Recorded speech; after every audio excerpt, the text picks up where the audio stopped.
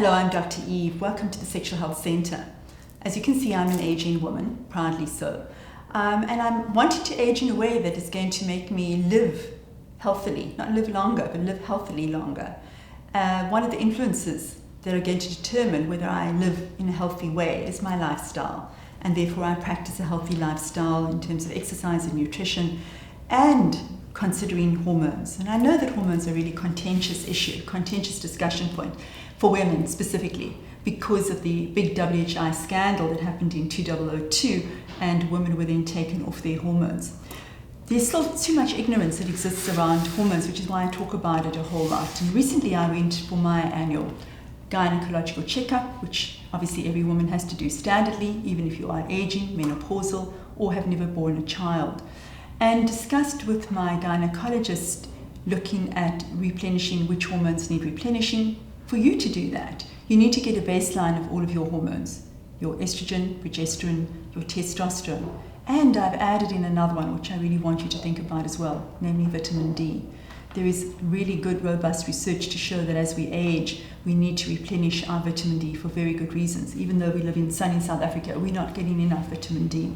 And I was quite horrified to find how low my vitamin D was, as well as some other of my hormones, even though I think I'm hormonally replete, which taught me that it really is vital to go and get a hormonal test every single year. Don't just take for granted that you can stay on your hormones if you are on them all the time.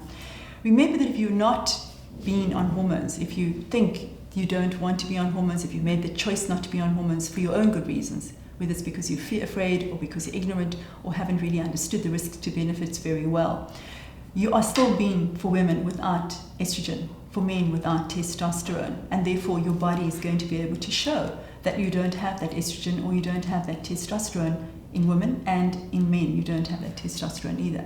And there are consequences to it, and there are sexual consequences to it. In women, you're going to find that your libido is really low. You're also going to find that your body shape changes because you're not practicing a healthy lifestyle together with your hormones, or because of you don't have the hormones. And so you'll find that you don't feel that attractive, don't feel that comfortable in your own body, feel sluggish, maybe still have symptoms of menopause, don't sleep well, achy joints, and your mood will be very variable and unpredictable and not really nice. But if you don't feel attractive, you don't really feel sexual.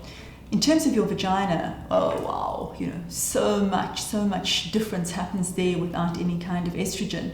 You're going to develop vaginal atrophy, whether you like it or not. This is just kind of part of what happens when you don't have any estrogen. And you probably will be suffering with painful penetration and even urinary incontinence. If you don't want to take hormones, please get those symptoms treated. There really are lots that you can do to get yourself hormonally replete or replete without hormones, that you have a vagina that actually works when you want it to work. We have a range of wonderful moisturizers and products for women around vaginal health, so please come and look at that. In terms of men, very important for you to get a baseline of what your testosterone is, and if you do have a low normal or a low testosterone, consider having that replenished as well. Enormous health benefits to you, not only sexually, but in terms of metabolism. Give you energy, you won't fall asleep so quickly in front of the television, and also find that your sexual desire is better, the actual architecture of your penis improves, so you feel nice when you actually look at your penis and see, it's just looking kind of pretty once again because I've pumped up with testosterone. Please talk to your gynecologist, talk to your urologist about hormones. I'm never going to stop talking about that because, as you can see, I'm learning more and more about my own hormonal structures all the time. So please go and talk to it, become informed, don't just stay with fear and with ignorance. To find out more about hormones and other issues that I talk about, follow me on Facebook and find me on Twitter.